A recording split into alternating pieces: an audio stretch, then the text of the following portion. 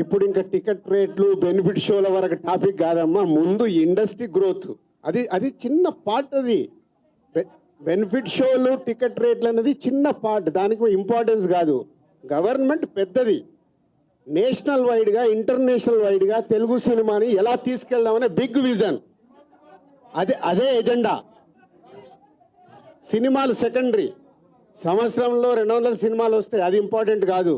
తెలుగు సినిమాని ప్రపంచవ్యాప్తంగా హై లెవెల్లో పెట్టడానికి ఏం చెయ్యాలి, హైదరాబాద్ని ఇంటర్నేషనల్ హబ్గా ఎలా చెయ్యాలి, ఇవి చాలా పెద్దవి. చిన్న చిన్న విషయాలు మనం మాట్లాడుకోవాల్సిన అవసరం లేదు, అవన్నీ టైం చెప్తాయి.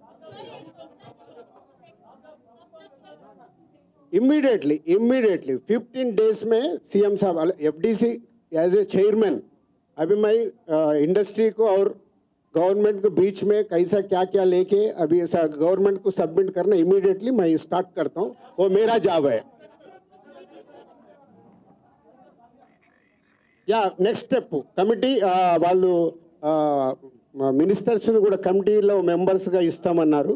సో అది తీసుకొని ఇండస్ట్రీ నుంచి కూడా కొంత మందిని తీసుకొని ఎఫ్డీసీ మధ్యలో ఉంటూ ఒక కమిటీ ఆర్గనైజ్ చేసుకొని ఇవన్నీ అంటే పెద్దవి మాకు బిగ్ ఛాలెంజ్ ఇచ్చారు సీఎం గారు, దానికి రీచ్ అవ్వాలి. సంక్రాంతి సినిమాలు టిక్కెట్లు ఆపండి, అది ఇంపార్టెంట్ కాదు, పెద్దదానికి.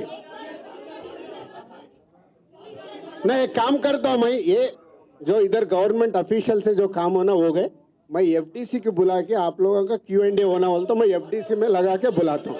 Okay, thank you very much.